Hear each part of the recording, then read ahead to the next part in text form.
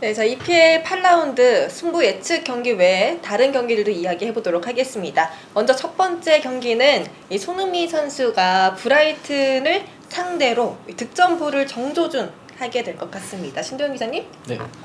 분위기가 좀 뒤숭숭한 두 팀의 맞대결인데요. 홈팀 브라이튼은 이번 시즌 개막전에서 승리한 이후에 6경기째 승리가 없고 그러면서 계속 강등권에 머물고 있고 네. 그런 상황이고요. 토트넘은 최근 포체티노 감독이랑 에릭센이 마음이 떠났다, 이적이 유력하다 이런 소식이 들리는 가운데 케인이 공개적으로 선수들한테 집중을 조금 요구할 정도로 좋지 않은 분위기를 많이 보이고 있어요. 이런 상황에서 이제 믿을매는 손흥민 선수밖에 없는데 손흥민 선수는 최근 4경기 연속 공격 포인트를 뽑아내면서 토트넘 공격진에서 제일 큰 존재감을 보여주고 있고, 반면에 브라이튼은 이번 시즌 리그에서 실점을 내주지 않은 경기가 초반이지만 2경기밖에 없어요. 그래서 손흥민을 필두로 한 토트넘의 공격진을 브라이튼의 수비진이 상대하기엔 좀 벅찬 느낌이 있어 보이고요. 근데 그 토트넘이 지난 경기에서 어떻게 경기를 풀었나요? 좀 어렵게 경기를 했다고 들었었는데. 저 10명 퇴장이라는 변수도 있었지만 네. 사우샘프턴한테 좀 고전을 하긴 했는데, 그래도 제가 봤을 때는 사우샘프턴보다는 브라이튼의 수비진이 더 헐겁기 때문에 이 정도는 충분히 극복할 수 있지 않을까 생각합니다. 알겠습니다. 그러면 토트넘이 브라이튼을 가볍게 잡을 것이다? 네, 뭐 오리에 선수가 퇴장 당하면서 측면 수비가 안 그래도 불안했는데 네. 더 불안해졌지만 손흥민이 있기 때문에 2대0 승리를 예상하고 있습니다. 손흥민 선수가 도움을 기록할까요? 아니면 득점을 기록할까요? 다 해야죠. 그럼 하는 김에 뭐 기점도 도움하고 그러면 좋죠. 알겠습니다. 몇 대 몇으로 예상하세요? 저는 2대0으로 예상하고 네. 손흥민 선수의 1골 1도움을 한번 예측해 보겠습니다. 1골 1도. 네. 더 많이 못 넣나요 이번에? 그래도 국가대표 하기 전에 좀 릴렉스하고 오라고. 릴렉스. 알겠습니다.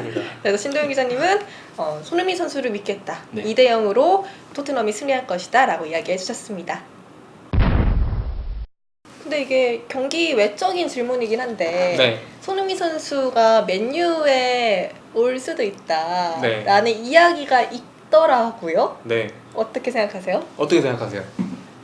솔직히 잘 모르겠어요. 근데 만약에 오면은 좋은 거 아닌가요? 좋죠. 좋은데 네. 왠지 또 손흥민 선수가 없는 토트넘? 네. 또 좀 어색하고 네. 저는 왠지 손흥민 선수가 네. 토트넘의 좀 레전드가 될 수도 있지 않을까라는 생각이 있어서. 은근히 싫어하시는 것 같은데. 아닙니다. 근데 이번에는 사실은 뭐 엄청나게 공신력이 있는 매체에서 나온 건 아닙니다. 그러니까 맨유가 확실하게 원한다 이런 것까지는 아니지만 네. 맨유에 필요하다는 식의 어떤 논조의 기사를 썼었는데, 개인적으로는 손흥민 선수가 지금 가면 당연히 에이스가 되겠죠. 그럼요. 네, 지금 뭐 맨유가 가장 안 좋은 부분이라고 할 수 있는 부분은 무게감 없는 공격진이잖아요. 네. 제일 잘 아시니까. 네. 네.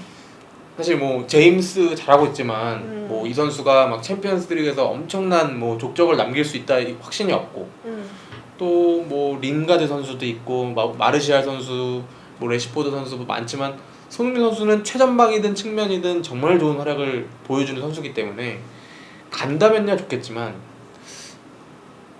냉정하게 얘기해서 주급을 많이 받는 것 외에는 메리트가 지금 상황에서 있을까라는 생각은 솔직히 하고 있어요. 왜냐면 토트넘은 챔피언스리그에 나가는 클럽이고, 네, 뭐 저희도 뭐 아스날도 마찬가지지만 맨유도 이번 시즌 초반에도 뭐 그러니까 여름 이적 시장에도 레알 마드리드로 뭐 이적할까 뭐 이런 얘기 나왔었잖아요.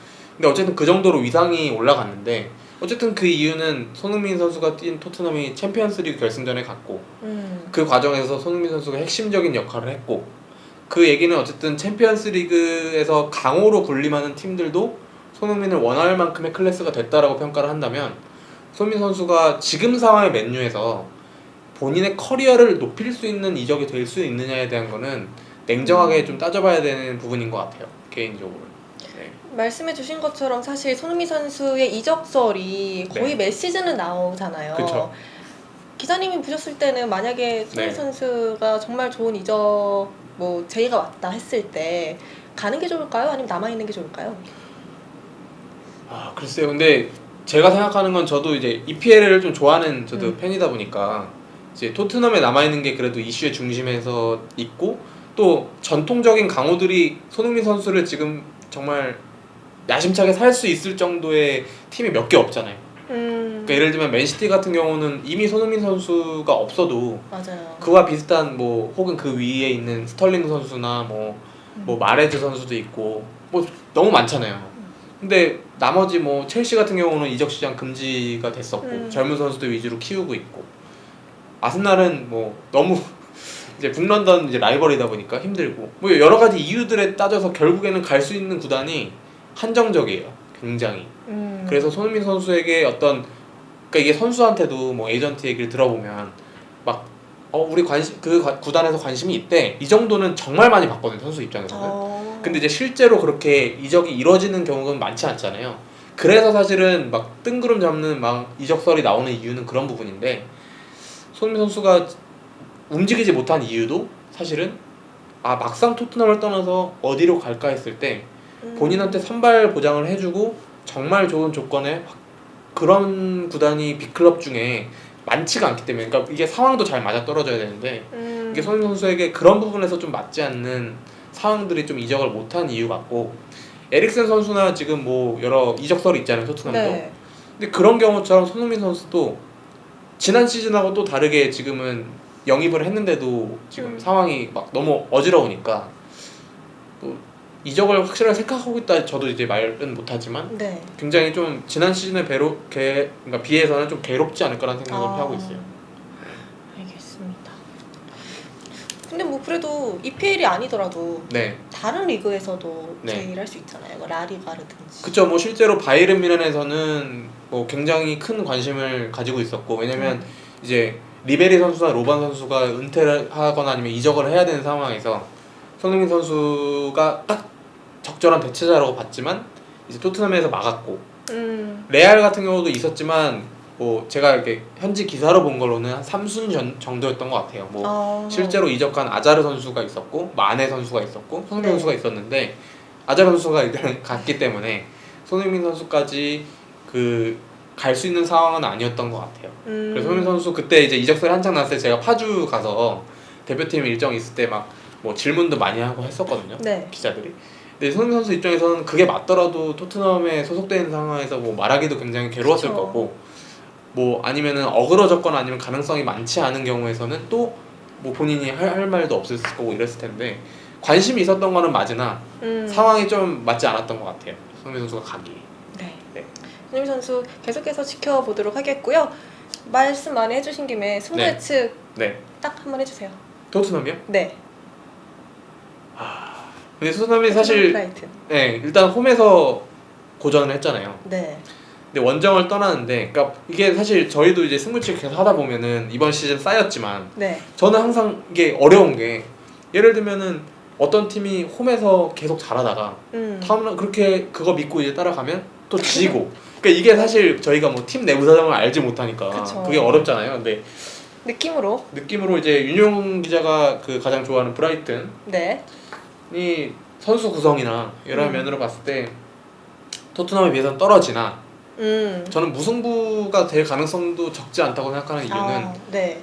토트넘 같은 경우는 지금 많은 대회를 지금 병행을 하고 있고 또 부상 선수들이나 아니면은 이적설이 있는 선수도 있기 때문에 쉽지 않은 경기를 좀 펼칠 것 같다. 근데 저도 토트넘 분석을 그러니까 승부 예측을 좀 하기 꺼려지는 이유는 어쨌든 사심이 들어가기 때문에 그렇습니다. 어쨌든 저는 한 무승부 정도가 되지 않을까. 혹은 토트넘이 우세한 경기를 좀 그래도 가져갈 것 같습니다. 네, 알겠습니다. 그래서 신우경 기자님은 토트넘이 이길 것이다. 명기 기자님께서는 무승부도 가능할 것 같다라고 말씀해 주셨습니다.